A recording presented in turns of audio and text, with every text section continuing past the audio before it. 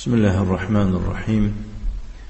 الحمد لله رب العالمين والعاقبة للمتقين، والصلاة والسلام على نبينا محمد وعلى آله وأصحابه أجمعين. أما بعد،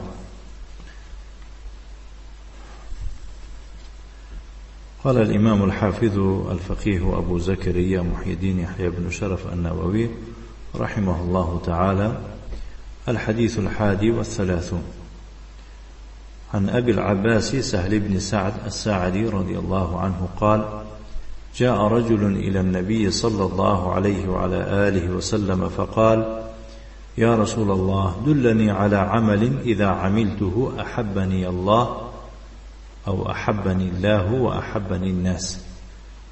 فقال: ازهد في الدنيا يحبك الله، وازهد فيما عند الناس يحبك الناس.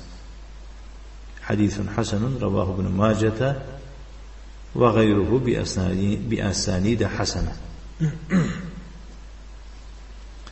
يعني حديث سيو يكم از ابو العباس سهل بن سعد الساعدی رضی الله عنه روایت میکنند که گفت: مرد نزد پیغمبر الله صلی الله علیه و علی آله و سلم آمد و گفت: ای پیغمبر الله، مرا به عمل دلالت کن که هرگاه آن را اجرا کنم انجام دهم سزاوار دوست داشتنی الله و مردم باشم.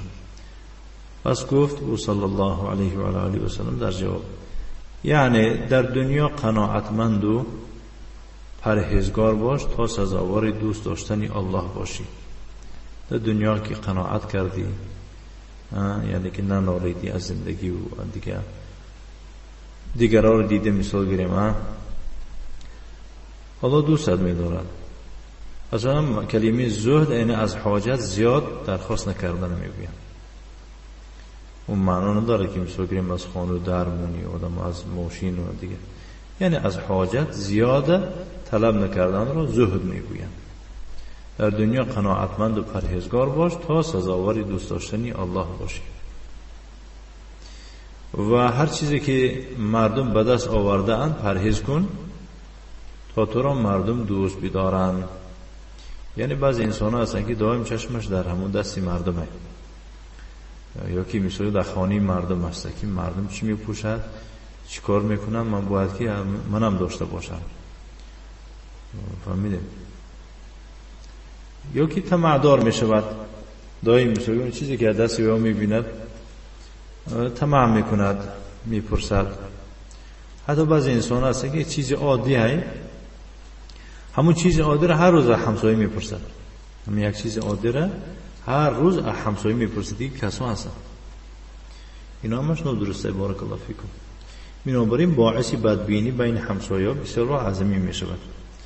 که مثال گیریم خصوصا ما و شما الحمدلله چون این پیغمبری بزرگ داریم که دیدید همین حدیث ها برای ما و شما درس و عبرت میباشند که باید ما چه پرهیز کنیم، باید که ما زهد داشته باشیم.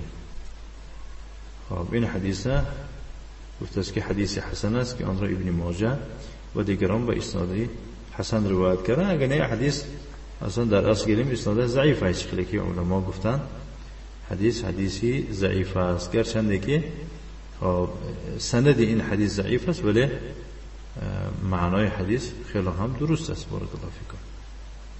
این بود یعنی که درس امروزی ما تحت حدیثی 31 می‌فرماید که الحديث 31 عن أبي العباس سهل بن سعد الساعدي رضي الله تعالى عنه قال: جاء رجل إلى النبي صلى الله عليه وعلى آله وسلم فقال: يا رسول الله، دلني على عمل إذا عملته أحبني الله وأحبني الناس. فقال: ازهد في الدنيا يحبك الله، وازهد فيما في أيدي الناس يحبك الناس. حديث حسن رواه ابن ماجه وغيره بأسانيد حسنة. نكتفي. وصلى الله وسلم على نبينا محمد وعلى آله وأصحابه وسلم تسليما مزيدا، والحمد لله رب العالمين.